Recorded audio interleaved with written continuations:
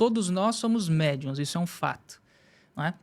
Agora, se vier atrelada a missões de vida, a propósitos específicos encarnatórios, essa mediunidade ela vai ser num grau muito ostensivo. E existem mediunidades específicas que são bem mais difíceis de serem desenvolvidas. Todo mundo tem a capacidade? Tem, mas é muito mais difícil. Por exemplo, a mais comum é a mediunidade intuitiva. Não é? Que provavelmente todo mundo aqui tem. Você tem, todo mundo tem. Aqui, mediunidade intuitiva. Aquela coisa que você chegar num lugar, sentir uma energia esquisita, não se sentir bem, ou chegar num lugar, ter dor de barriga, chegar num lugar, ter dor de cabeça. Todo mundo já passou por isso. De encontrar alguém que nunca viu e, pô, não fui com a cara dessa pessoa, enfim. Todo mundo tem experiências desse tipo. Então, a mediunidade intuitiva ela é a mais comum, porque as pessoas, quando falam de mediunidade, elas pensam muito que vão começar a enxergar espírito, né? Que vai começar a escutar coisa. Dá um medo, né? Dá um medo, gera um medo generalizado e fala, pô, não quero ver espírito, não quero. E, assim, não sei a porcentagem, mas é muito baixa a porcentagem de médiuns que enxergam espíritos, né? E que falam e que escutam, é muito baixa. Então, não é assim, você vai começar a estudar, se desenvolver e você vai começar a enxergar, a escutar coisa, não é assim. Elas podem acontecer? Podem. Vou negar. Pode. Mas é com 0,5% das pessoas que forem fazer isso, que forem desenvolver. Pessoas, como eu falei, têm missões mediúnicas. Essas pessoas são obrigadas a trabalhar? Não, ninguém é obrigado a nada. Você tem livre-arbítrio, você escolhe o que você quer fazer. Sim. Mas é só entender. Ação e reação. Toda escolha que você fizer vai ter uma consequência. Trabalhar vai ter uma consequência, não trabalhar vai ter outra consequência. Porque a espiritualidade, ela influencia a nossa vida diariamente. 24 horas por dia a gente está sendo influenciado. Tanto pelos bons espíritos que nos acompanham, quanto pelos maus. Todos. Né? A mediunidade no mundo espiritual é como uma luzinha. Lá é tudo escuro. O médium é a luzinha, né, que está acesa ali. Quanto maior a luz, mais você atrai. Quanto mais ampla a sua mediunidade, maior a luz.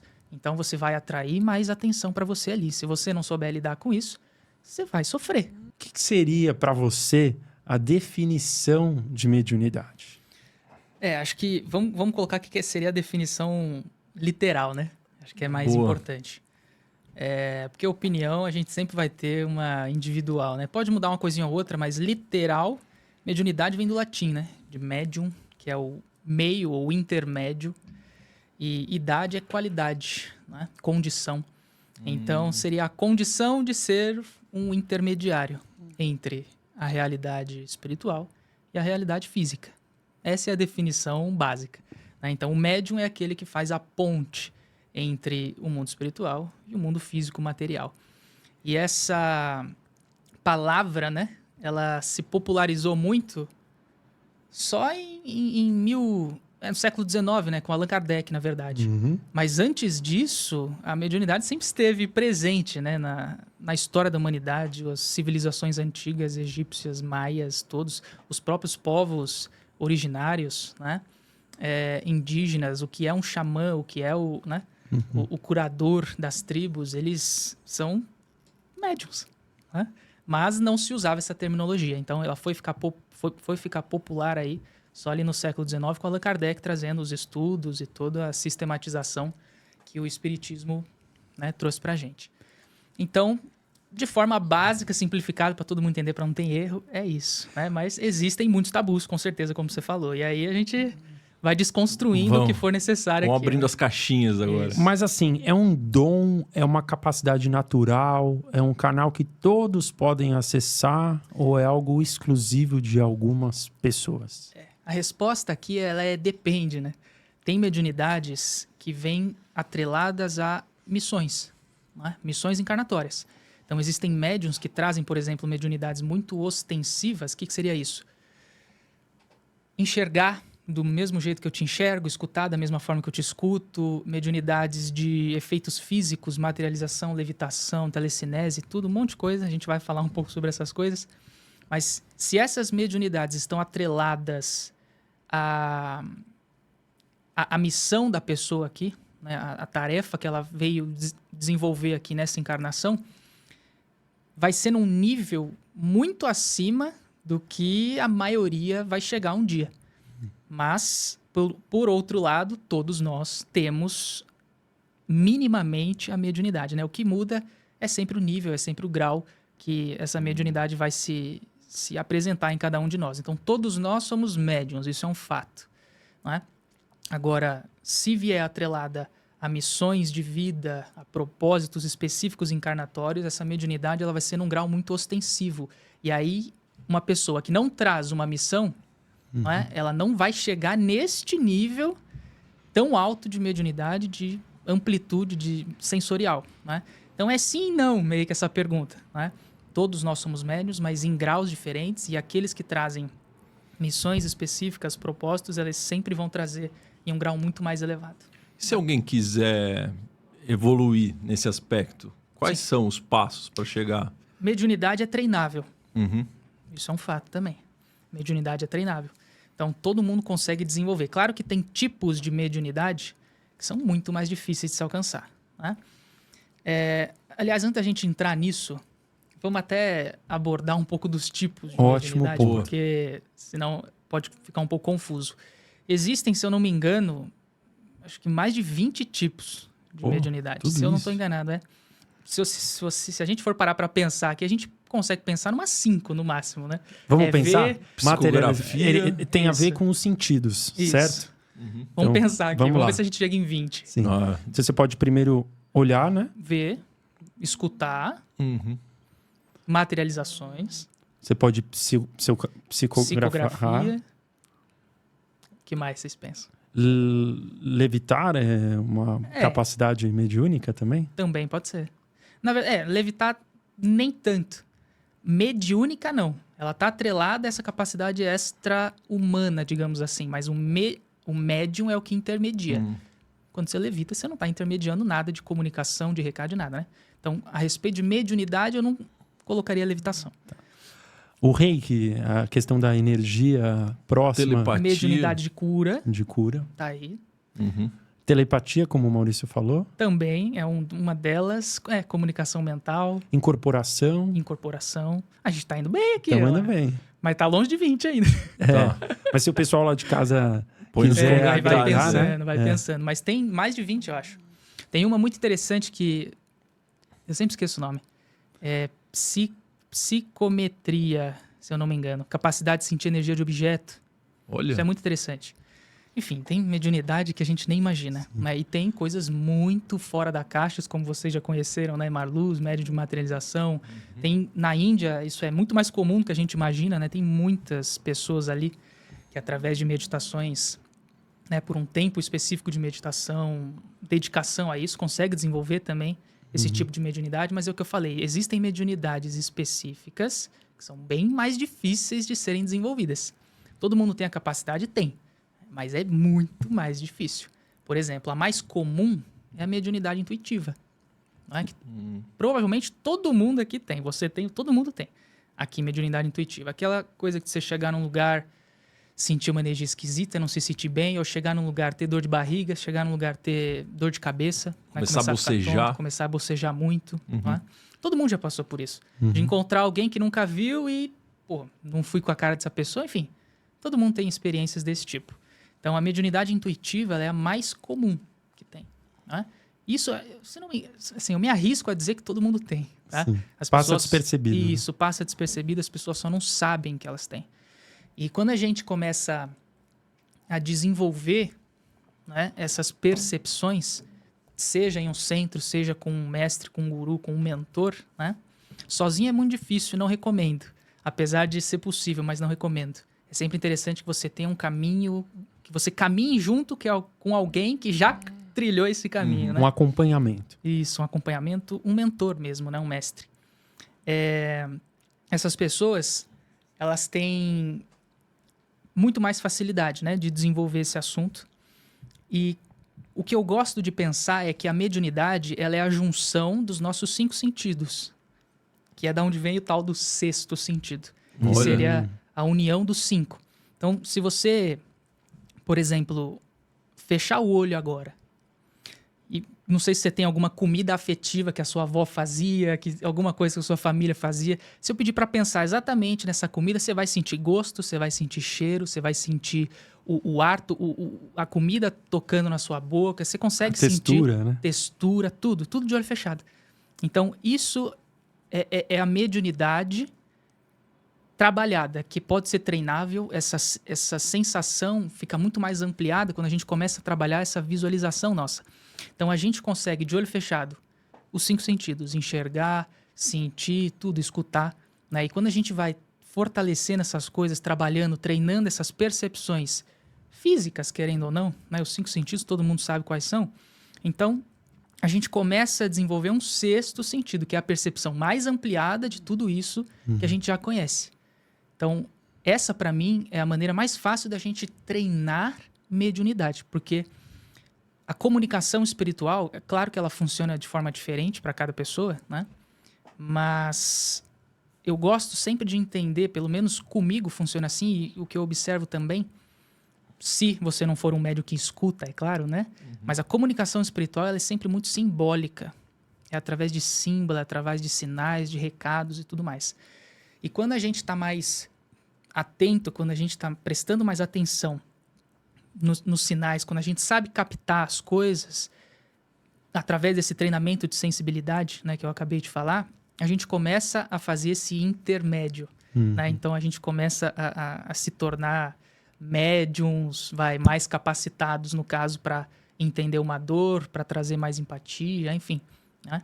Então, é bem interessante a gente falar sobre isso, porque as pessoas, quando falam de mediunidade, elas pensam muito que vão começar a enxergar espírito, né? Que vai começar a escutar coisa. Dá um medo, né? Dá um medo, gera um medo generalizado e fala, pô, não quero ver espírito, não quero. E, assim, não sei a porcentagem, mas é muito baixa a porcentagem de médiuns que enxergam espíritos, né? E que falam, e que escutam, é muito baixa.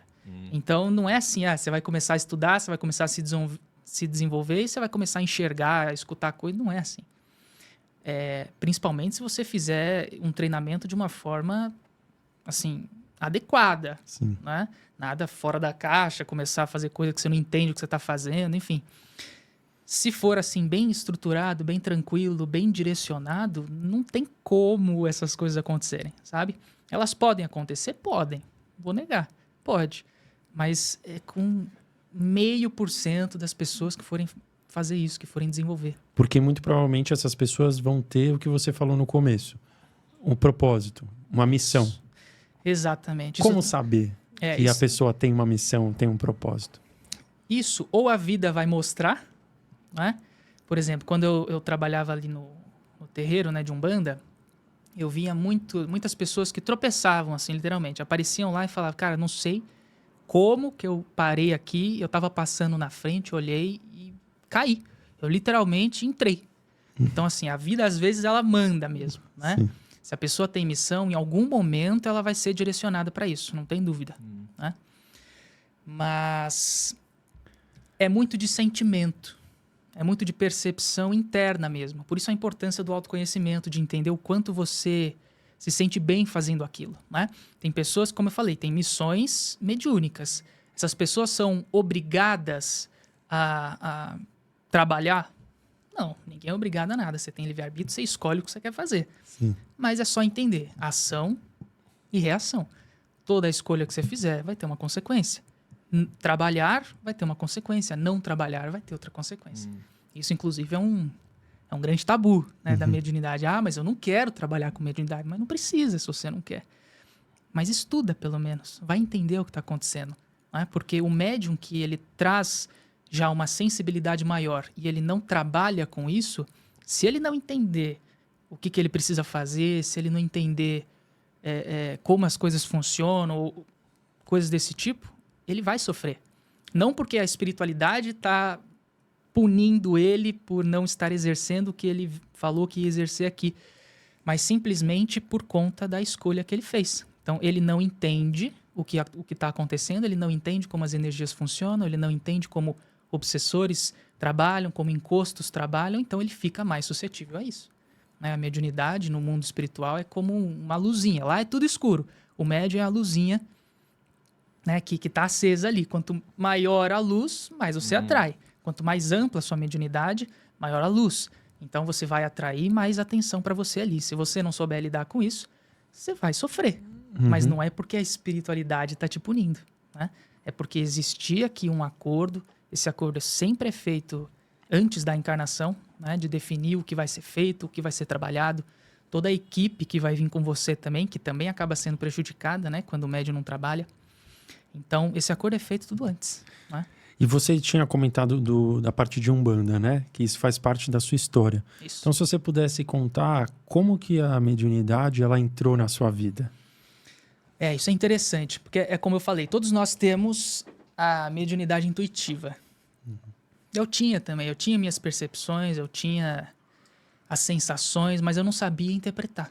Eu não sabia o que aquilo significava, eu não sabia diferenciar pensamento de intuição, o que era meu, o que estava vindo para mim, enfim.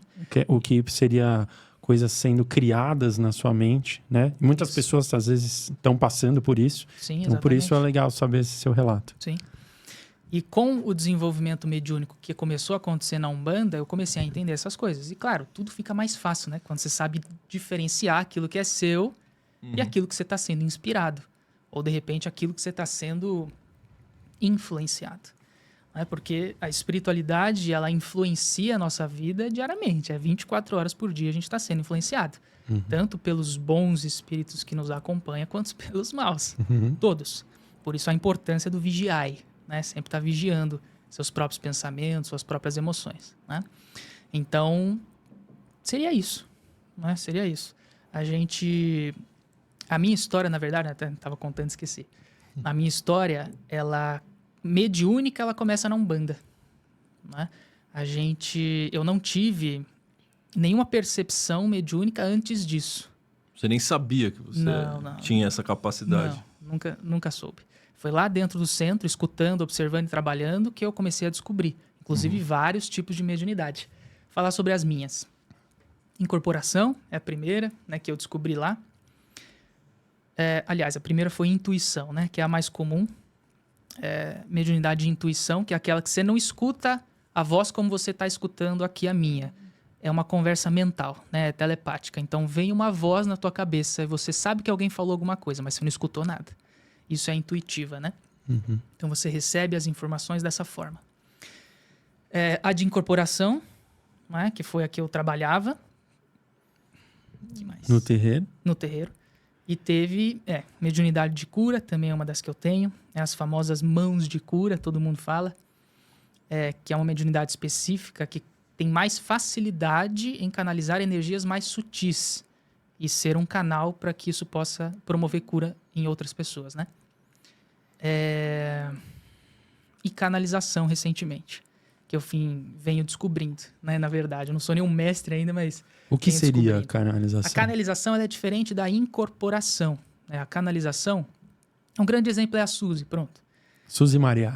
Isso, um abraço para ela canaliza, né, o apóstolo ali e tudo mais. Então, a canalização é diferente da incorporação. Não existe o acoplamento do espírito. A canalização é quando eu recebo informação e passo. Ela é diferente. Não é uma psicofonia também. Eu não estou escutando o espírito.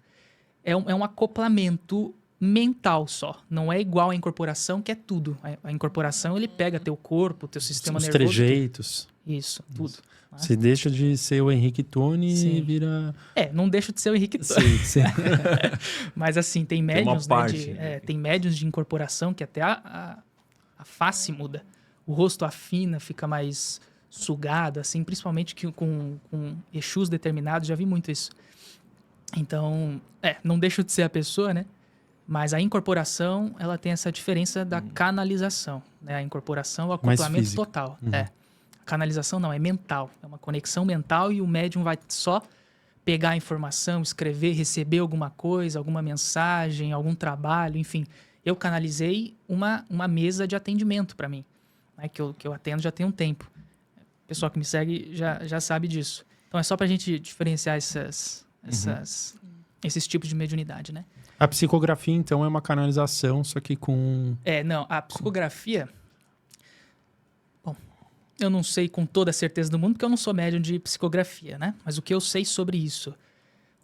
Existem tipos diferentes de psicografia, né?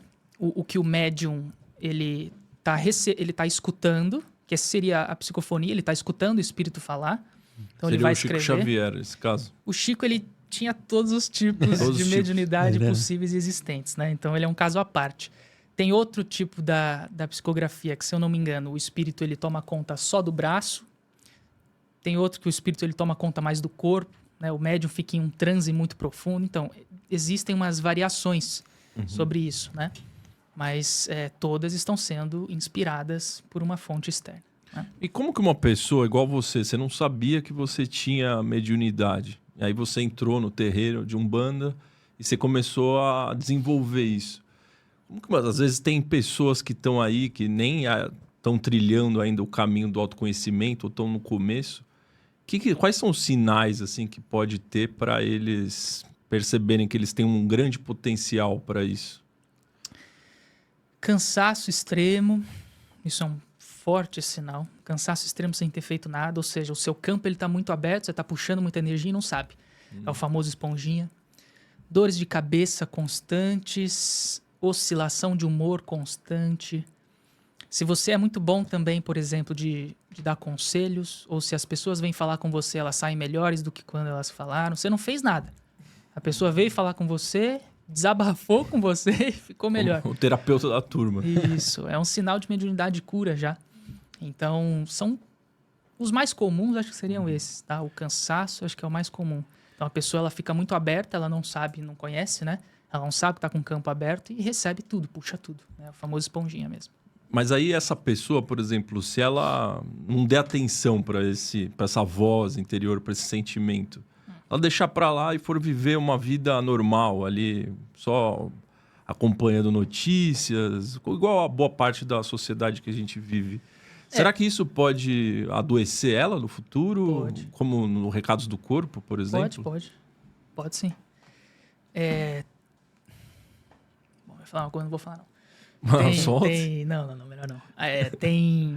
Tem sim possibilidades, tá? É o que eu tava falando. Ação e reação. Toda escolha que a gente faz vai ter uma consequência. Ninguém é obrigado a nada, mas as consequências são sempre nossas. Né? Se ela tem uma missão para trabalhar com isso, como eu falei, é diferente. Ela vai ter mais dificuldade na vida dela, porque o campo dela vai ser muito aberto, porque ela era para ela estar trabalhando com isso. O fato dela não ter trabalhado, não ter seguido esse caminho que ela combinou antes de vir que ia fazer, isso prejudica não só ela, o desenvolvimento dela, mas, como eu falei, de toda a equipe espiritual que é designada. Então, por exemplo, quando eu tenho uma missão de mediunidade, toda uma equipe espiritual é designada lá do outro lado antes de eu encarnar. Então, tem uma série de guias, de mentores que vão vir comigo. Né?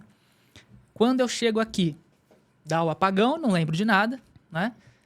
Descubro que eu tenho mediunidade, nunca tive contato com isso, não tenho abertura para isso, fico com medo, decido não fazer. Toda a galera que veio comigo faz o quê? Entende? Sim. Então a gente prejudica não só nós mesmos, o nosso desenvolvimento, porque quem cresce, querendo ou não, na mediunidade, mais é sempre o médium, né? Mas toda essa equipe espiritual que desce também. E claro, eles vão procurar outras fontes, eles não trabalham só com claro, mas eles acabam sendo prejudicados também, porque todo um trabalho precisava ter sido feito ali, né? E não se enganem, os guias que trabalham com os médios também estão em desenvolvimento, também estão em evolução. Tudo está em constante evolução, até os mentores, os mestres e tudo mais, né? Então é por isso que eles também acabam sendo prejudicados. E, por exemplo, você começou no terreiro de Umbanda, né? Isso. Se tiver alguém que queira dar esse passo, essa é a única via ou existem outras maneiras? Por exemplo, eu gostaria realmente, né? Eu acho que tem alguma coisa em mim que eu gostaria de aprofundar. Não, de mediunidade no geral. Sim. Eu deveria ir por qual caminho? Qual caminhos existem? Entendeu a dúvida? Entendi. O melhor caminho é sempre aquele que você achar melhor. É sempre aquele que você gostar, cara. Eu sempre falo, dentro da espiritualidade não tem certo e errado. Tem aquilo que funciona para você e aquilo que não funciona. Só. Não tem certo e errado. Espiritualidade é buscar a tua individualidade, é buscar a tua verdade. Isso é importante a gente esclarecer aqui. Então, o melhor caminho para você vai ser aquele que fizer mais sentido para você. Eu posso te falar que, cara, o melhor caminho é Umbanda. Aí você vai lá, entra num terreiro, pô, você não gosta de nada, você fica com medo da incorporação de um Exu, de ver um Exu incorporando ou falando, os trejeitos, e um caboclo gritando, e a criança engatinhando no chão. Enfim, a Umbanda não é para todo mundo. Assim como o budismo não é para todo mundo, o hinduísmo não é para todo mundo. Então, toda religião tem lado bom e lado ruim. Isso é um fato, né? Todas são criadas pelo homem, todas vão ter falhas e defeitos, mas também os pontos positivos. A melhor religião, o melhor caminho para você é aquele que fizer mais sentido para você, só isso. É seguir a tua intuição, aquela base da tua mediunidade, né? Você pensar... Por exemplo, eu tenho muita vontade de entrar no centro espírita. É o que me chama mais do que a Umbanda, por exemplo. Sim. Eu não sei explicar o motivo. Sim. É a tua intuição. Talvez seja isso, então. Cada religião, ela vai trazer uma afinidade diferente com cada pessoa. Uhum. Tem religiões que não vai despertar nada em você. Mas tem religiões que você vai brilhar o olho, vai falar, cara, eu preciso entender isso aqui. Exato. Então é o que fizer mais sentido para você. Não existe caminho certo para você trabalhar sua mediunidade, para você desenvolver sua espiritualidade. O caminho certo é o que fizer mais sentido para você. Por isso a importância de sempre expandir os horizontes, de sempre estar atento às mais diversas opções que existem por aí. Todas as fontes. Isso, é o que eu sempre falo, né? A verdade está espalhada. A gente precisa beber de várias fontes, né? Entender um pouquinho de cada coisa e montar o nosso quebra-cabeça. Para mim, isso é a definição de espiritualidade. É eu entender tudo que está à minha disposição, pegar o que faz sentido para mim e montar o meu. A verdade é sempre subjetiva. É livre, é criativo. A verdade é subjetiva, sempre. E tem alguma experiência que você já passou aí alguma comunicação mediúnica que já te impactou profundamente, que você poderia compartilhar conosco? Eu já contei isso, eu acho. Não lembro onde foi agora. Mas a primeira vez que eu recebi um contato diferente foi de Serafis Bey, que é um dos mestres ascensionados. Na época, eu não conhecia ele, eu não sabia quem ele era, o que ele fazia, do que ele cuidava. Era um dia normal para mim, estava trabalhando, tranquilo, como eu sempre faço, nada de diferente. E de repente alguém começa, aquela que eu falei, aquela mediunidade intuitiva, alguém começa a falar meu nome, Henrique. Na minha cabeça, e fica Henrique, Henrique. E eu ali trabalhando na minha mesa, com pêndulo, né, radiestesia e tal. Eu comecei a escutar, falei, cara, tem alguém falando. Sempre que você percebe isso, você silencia para, né, prestar mais atenção. E aí, cara, eu falei, tô trabalhando, né, eu tô trabalhando, eu não consigo falar agora. Mas aquilo ficou, Henrique. Eu falei, pô, não vai dar. Aí eu larguei o pêndulo, larguei tudo, sentei, né, em uma meditação, em uma concentração mais profunda. E assim, eu com a espiritualidade, eu sou muito eu. Não é aquela coisa assim, mestres, me iluminem, não. Eu sou eu, entendeu? Eu tô ocupado, falei que eu tô ocupado, não consigo fazer agora. E eu sou bravo, eu falo com eles como eu falaria com qualquer ser humano. Sim. Isso é importante, de não endeusar, não colocar eles lá em cima, né? De ter essa relação mais próxima, mais íntima mesmo. E eu gosto mais disso. E aí eu falei, tá, quem é que tá falando? O que você quer? Por que você tá aqui agora, nesse momento, nessa hora? E aí me veio... Aqui é Serafis Bey. Eu já tinha ouvido falar o nome. Eu não tinha estudado nada recentemente, então não foi coisa da minha cabeça que veio o nome, que eu já tinha visto recentemente. Não, eu estudei sobre os mestres fazia muito tempo. E nunca foi um assunto que eu me interessei muito, para ser bem sincero. Até esse momento, né? E aí veio o nome, Serafis Bey. Aí eu falei, opa. Cara, não ia inventar um nome desse na minha cabeça, do nada. E aí quando eu falei, tá... Eu, né, baixei minha bola, comecei a prestar um pouco mais de atenção e ele passou para mim toda uma comunicação mental, visual também. Quando você fecha o olho, eles conseguem projetar imagem na sua tela mental, então você consegue enxergar também algumas coisas. E ele explicou que a gente ia realizar um trabalho junto, né, que eu ia ter que canalizar 2 mesas, então eu canalizei uma, a outra ainda está em processo. E foi extremamente impactante para mim, entendeu? Porque eu sabia que eu tinha essa mediunidade de canalização mais... de uma forma mais sutil. Não é tão parecida como os médiuns de hoje fazem. Comigo é muito sutil, então eu não tenho nenhum processo de transe, não sei o quê. Eu tô falando e eu tô canalizando. Às vezes, né, em muitos momentos. Nos meus atendimentos também, enfim. Só que essa primeira vez foi quando eu recebi uma comunicação mesmo. Que assim, não tinha chance nenhuma de eu estar inventando aquelas informações, porque eu nem sabia Da onde que eram as informações, quem era esse cara e tudo mais. Ele se apresentou para você? Com o nome. Ele trouxe o nome. Você sentiu medo? Não. Não, porque eu já estava acostumado, né? Foi recente, foi ano passado, isso. Foi em novembro do ano passado que aconteceu isso. Então eu já... Te apresentou o nome. Como que você sabia que ele não era um espírito obsessor? Primeiro que eu tenho muito cuidado, né? Eu tenho meus cuidados espirituais também. Eu gosto muito de pensar que eu sou muito bem protegido.